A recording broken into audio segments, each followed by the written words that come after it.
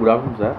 நான் அப்துல் நாசர் பிக்மை கெரியரில் career guidance program join பண்ணியிருக்கேன். நான் வந்து சாட்டர்டே சண்டே பேட்ச்சு. நான் இப்போ வந்து நம்ம அசைன்மெண்ட் நம்பர் 1 புதிய கல்விக் கொள்கை 2020 பற்றி பேசுகிறேன் சார்.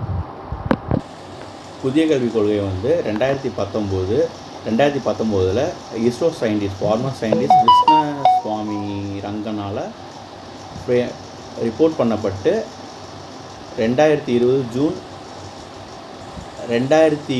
ஜூலை 29 முடிவு பண்ணப்பட்டது. இது வந்து எலிமெண்ட்ரி எஜுகேஷன்லேருந்து ஹையர் ஸ்டடீஸ் வரைக்கும் ஃப்ரேம் ஒர்க் பண்ணப்பட்டிருக்கு சார். இது 34 வருஷத்துக்கு பிறகு வந்து கொண்டு வரப்பட்டிருக்கு. இதில் அடிப்படை கல்வி வந்து 5 வருஷமாக இருக்கணும் அப்படின்றது. 4 வயசில் வந்து நர்சரி, 5 வயசில் வந்து ஜூனியர் கேஜி, அப்புறம் 6 வயசில் சீனியர் கேஜி, 7 வயசில் தான் வந்துட்டு ஃபஸ்ட் ஸ்டாண்டர்ட் படிக்கணும் அப்படின்றது. இதில் வந்து 10 வயசில் 4ஆம் வகுப்பு, 6ஆம் வகுப்பு வந்து 12 வயசில் தான் அப்படின்றது. இதில் எஸ்எஸ்எல்சி வந்து 16 வயசுலேயும் 12th வந்து 18 வயசுலேயும். இந்த புதிய கல்விக் கொள்கை படின்னு வந்து பார்த்திங்கன்னா இதில் வந்து 10th வந்து போர்டு எக்ஸாம் கிடையாது, 12th மட்டும் தான் போர்டு எக்ஸாம். இதில் வந்து என்ன சொல்கிறாங்கன்னா காலேஜ் எஜுகேஷன் வந்து பார்த்திங்கன்னா யூஜி கோர்ஸ் வந்து 3 இயர்ஸாக இருந்தது 4 இயர்ஸ் தான்.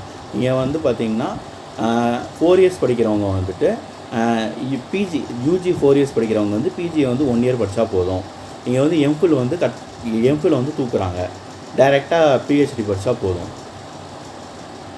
இதில் வந்து 5th ஸ்டாண்டர்ட் வரைக்கும் உள்ள ஸ்டூடெண்ட்ஸ்க்கு வந்துட்டு லோக்கல் லாங்குவேஜ் தேசிய மொழி வந்து முக்கிய மொழியாகவும் மீதி மொழிகள் எல்லாமே ஆங்கிலத்துலேயும் கற்றுக்கொள்ளலாம் அப்படின்ற மாதிரி சொல்கிறாங்க.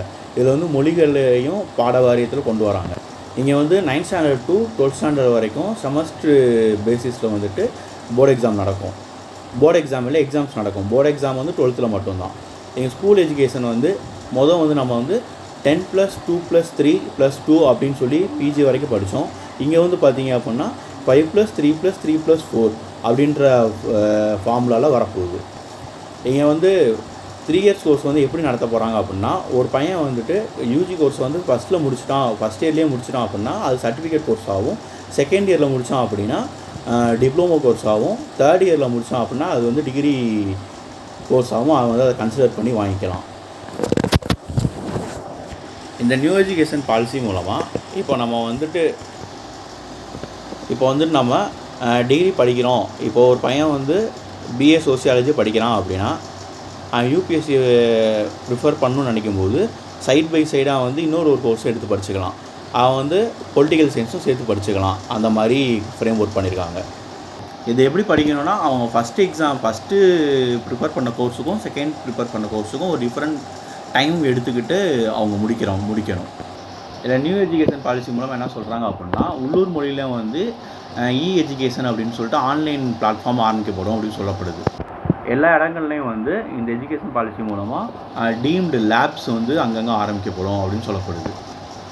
இது மூலமாக வந்து தேசிய கல்வி அறிவியல் மன்றம் எனப்படும் NETF வந்து தொடங்கப்படும் சொல்கிறாங்க.